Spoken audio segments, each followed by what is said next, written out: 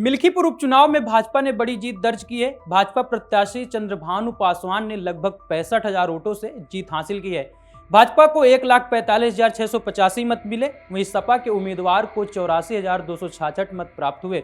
वैसे आमतौर पर जब कोई उपचुनाव होता है तो वोटरों का उत्साह ठंडा रहता है और लोग ज्यादा दिलचस्पी नहीं दिखाते, लेकिन इस बार के मिल्कीपुर उपचुनाव ने इतिहास रच दिया।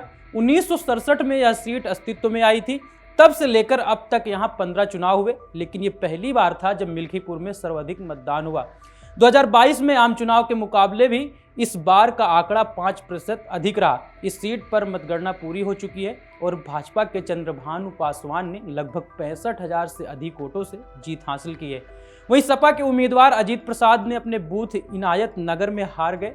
इस बीच सपा उम्मीदवार अजीत प्रसाद के पिता अवधेश प्रसाद, जो कि वर्तमान में अयोध्या से सांसद हैं, उनका अजीबोगरीब दावा भी सामने आया है। वह एक वीडियो में अपने बेटे और सपा उम्मीदवार की जीत की घोषणा करते हुए नजर आए।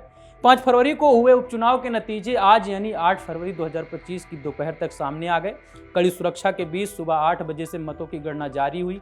इस सीट के नतीजों में प्रदेश ही नहीं बल्कि सूबे के बाहर भी राजनीति में दिलचस्प रखने वालों की नजरें टिकी हुई थी। आपको बता दें कि यह वही सीट है जिस पर 2024 में अवधेश प्रसाद सांसद थे, लेकिन सांसद बनने के बाद मिल्कीपुर सीट से इस्तीफा दे दिया था, जिसके बाद से यह सीट खाली हुई थी। लेकिन इस बार का मिल्कीपुर उपचुनाव समाजवादी पार्टी और भारतीय जनता पार्टी के बीच प्रतिष्ठा की लड़ाई बन गई थी, क्योंकि यह सीट राजनीतिक रूप से महत्वपूर्ण हो गई थी, जिसका कारण है कि मिल्कीपुर सीट अयोध्या जिले का हिस्सा है।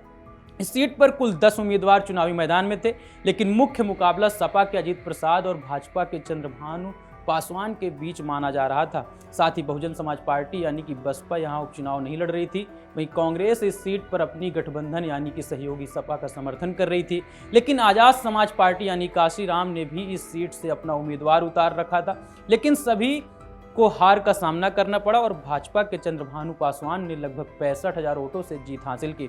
वहीं अब सपा के राष्ट्रीय अध्यक्ष और उत्तर प्रदेश के पूर्व मुख्यमंत्री अखिलेश यादव ने उत्तर प्रदेश के बीजेपी सरकार पर मिल्कीपुर विधानसभा उपचुनाव में बड़े पैमाने पर धांधली और बेईमानी करने का आरोप लगाया है। आपको बता दें कि मिल्कीपुर विधानसभा सीट अनुसूचित जाति के लिए रिजर्व है। वहीं अब इस जीत पर प्रतिक्रिया भी सामने आने लगी है। उत्तर प्रदेश के उप मुख्यमंत्री केशव प्रसाद मौर्य ने कहा है कि आज दिल्ली को प्रधानमंत्री मोदी के मार्गदर्शन में चलने वाली सरकार मिली है। मिल्कीपुर की ऐतिहासिक जीत पर मैं भाजपा उम्मीदवार को बधाई देता हूं। समाजवादी पार्टी की गुंडागर्दी हारी है। ये शुरुआत है। 2027 में समाजवादी पार्टी समाप्तवादी पार्टी बन जाएगी। लेकिन आप इस जीत और हार में क्या सोचते हैं, हमें कमेंट बॉक्स पर जरूर बताएं। धन्यवाद।